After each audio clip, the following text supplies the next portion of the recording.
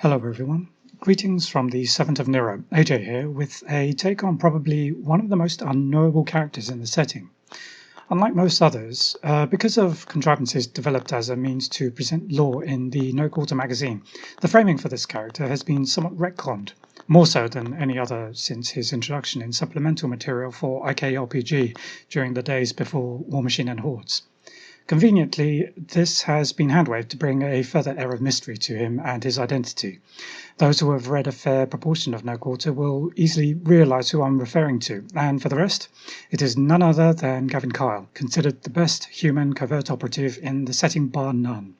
However, that said, I'll put one addendum here, insomuch that because of the nature of the storytelling in the Iron Kingdom setting, and the good Mr. Kyle's status as a background character, everything that follows here is told from a perspective that is knowingly pre-coronation of Queen Caitlin.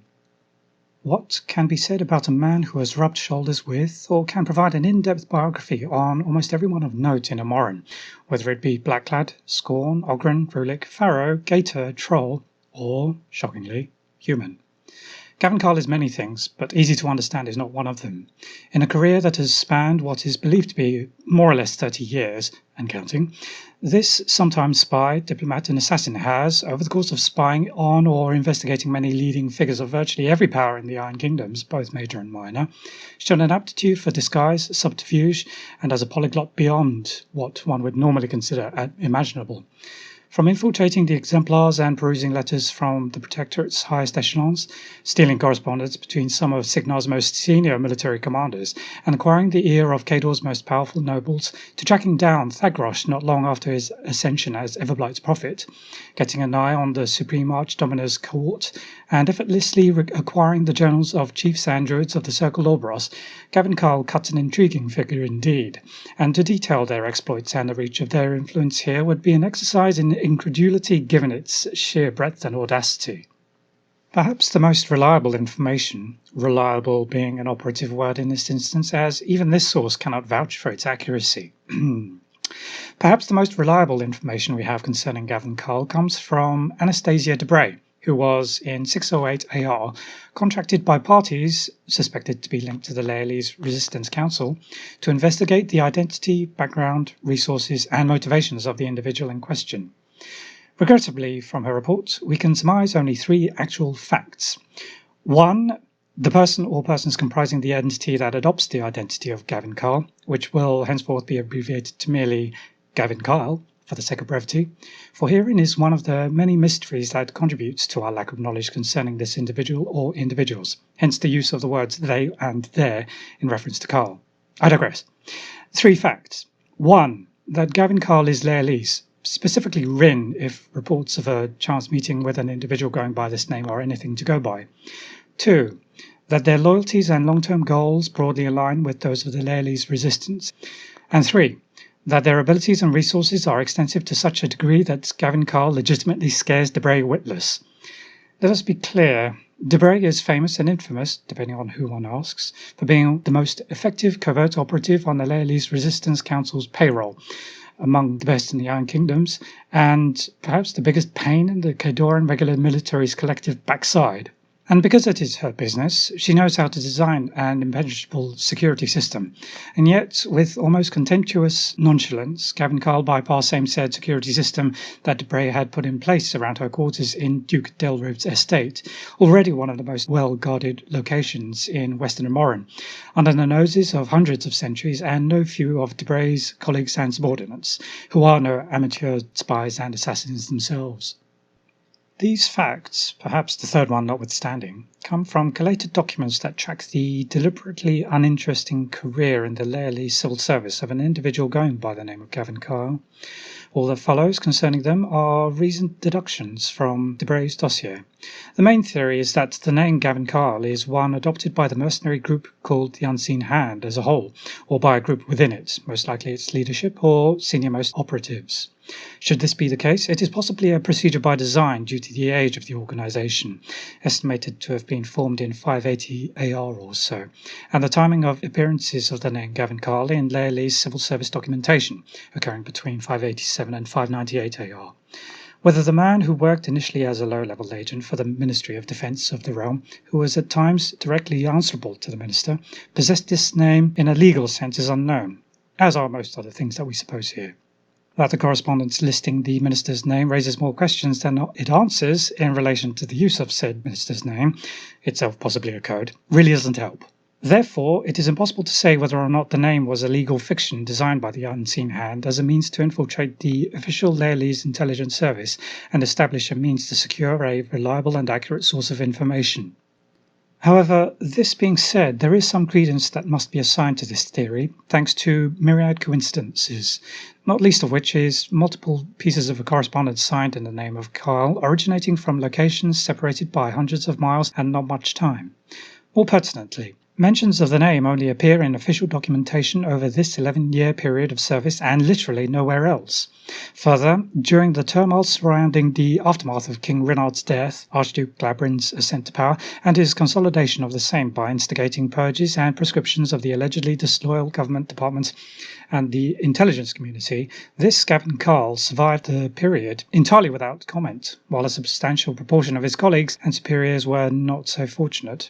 That he remained in the Ministry of Defence without receiving either significant demotion or promotion for another 3 years is strange, due to what suspicions that would have arisen among the ministry's new personnel.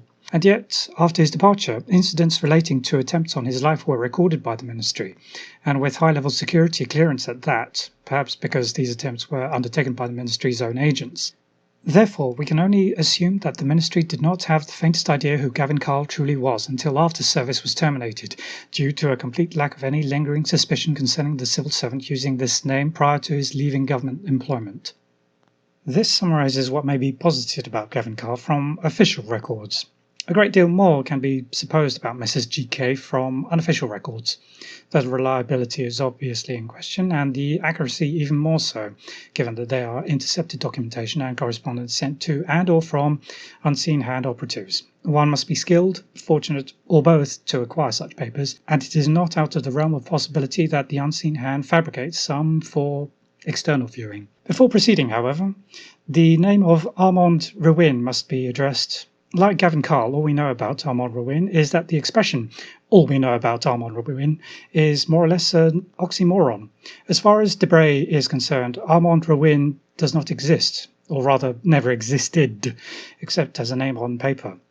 Reports of his death by poisoning, arranged by the usurper Llaelbryn, were never verified, and curiously, attempts to verify them were half-hearted at best and did not amount to anything. National loyalties and actions pertaining to them would suggest that these two names can be ascribed to the same individual, or, as purported here, to the same group of individuals. With that in mind, we can consider what is alleged about their actions. The first recorded contribution to Llaelese security that has been attributed to Armand Rhywyn, though acting under the alias of Llaelese Resistance, was the downfall of House Lhyvreyn, whose Lord Goddard was an industrial magnate in Rhaenyr prior to the rise of Llaelbryn. This incident demonstrates what seems to be the patriotic intentions of the unseen hand and Rhywyn himself. Evidence of Lhyvreyn's treachery in selling arms and technology to Khador was presented to the Llaelese Council of Nobles, resulting in the noble family's demise. This would presage the nation's eventual invasion by Khador, and Rhywyn's service to his nation despite the unseen hand's extra-legal status is evidenced by the reports of his meeting with Llaelbryn concerning the activities of the Khadoran armed forces several months before the initial assaults. His apparent patriotism is further reinforced by his request for an in-person meeting, despite many of his factors and associates being Khadoran. This was noted by de Bray as just one of a number of occasions on which Rhywyn contacted the Llaelese government for the national good. One aspect that is odd, though, is that Rhywyn appeared to be ignorant of Llaelbryn's ambitions and the scale of his treasonous behaviour despite the occurrences within the various government departments, and how the nominally cutthroat Llaelese political landscape got a whole lot more cutthroat after King Rhywyn's death. Under the assumption that Armand Rhywyn and Gavyn Kyle were, in effect, interchangeable identities, Rhywyn's apparent ignorance of Llaelbryn's motives can be explained by a desire to confirm the extent of Llaelbryn's betrayal of his country. More importantly, Rhywyn was also an identity that needed to die to allow the unseen hand to operate more freely, and without fear of intentional meddling by Llaelbryn and his allies. As noted, Rhywyn and Llaelese intelligence had exchanged correspondence before, and Llaelbryn no doubt knew of the spy master's existence. If not before his installment as Prime Minister, then certainly when he consolidated power and carried out the ministry purges. Thus, a face-to-face meeting followed by an untimely assassination would provide Rhywyn with everything he needed and Llaelbryn with everything he thought he wanted. The less than satisfactory consequences of said meeting from an overall Llaelese perspective were all the unseen hand needed to determine their course of action. Whether or not an individual, who at the time was going by the name of Armand Rhywyn, did die appears to be immaterial, as it makes most sense that it was a name shared among the unseen hand's agents, or at least its leadership. Nevertheless, from all reasonable deductions, Gavyn Kyle inherited Armand Rhywyn's mantle as leader of the unseen hand with absolutely no change in manner of operation or motives. Presumed ignorance of the importance of the identity of Gavyn Kyle to the unseen hand no doubt helped in this. With this in mind, it is of interest that most of the unseen hand's high-profile contracts came at a time after the invasion of Llael by Khador, around the time when, or more likely shortly after, Gavyn Kyle was hired by Scout General Bolden Rebald for various intelligence-gathering assignments.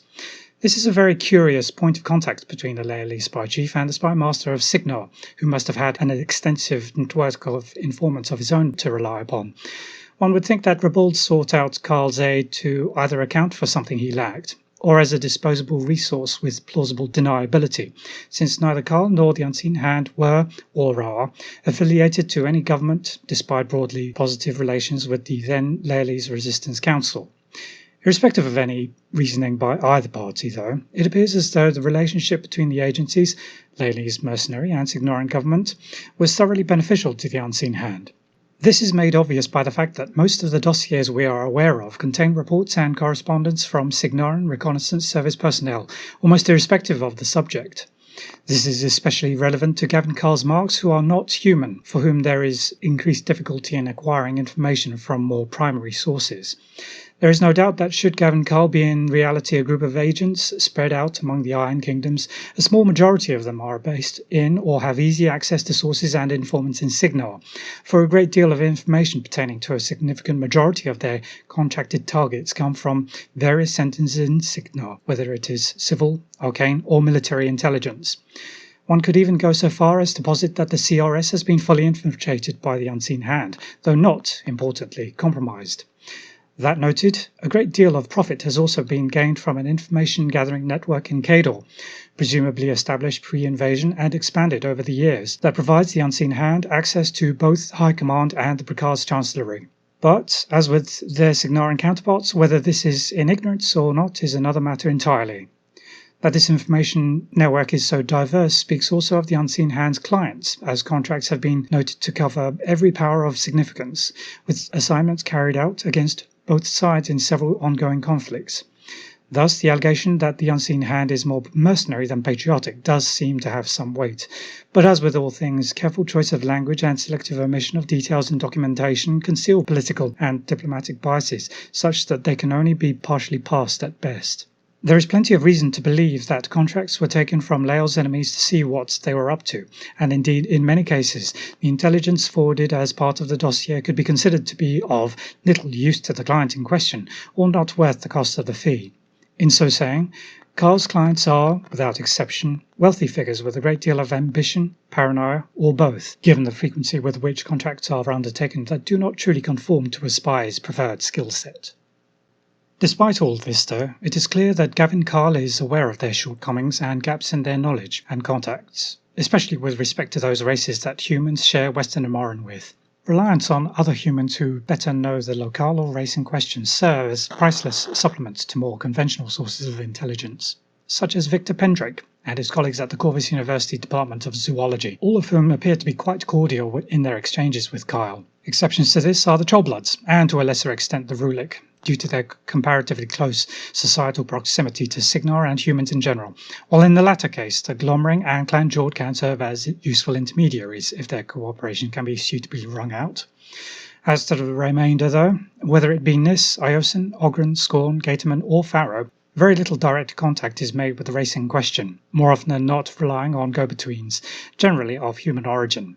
It's not known if this is any indication of Carl's attitudes towards these non-human races, as the language used in dossiers is professional and generally detached irrespective of context.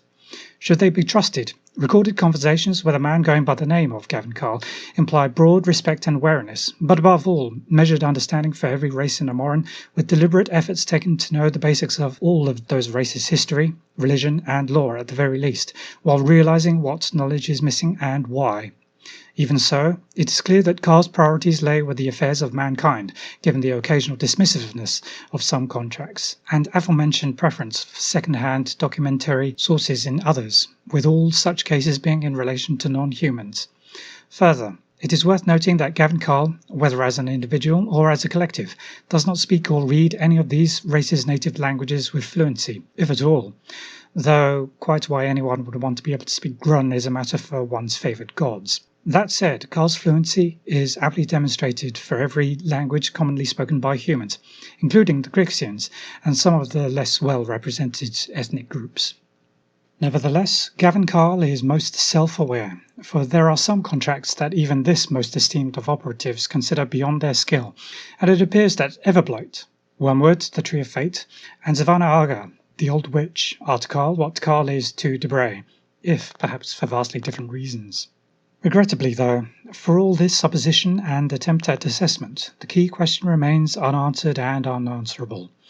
Just who is Gavyn Kyle?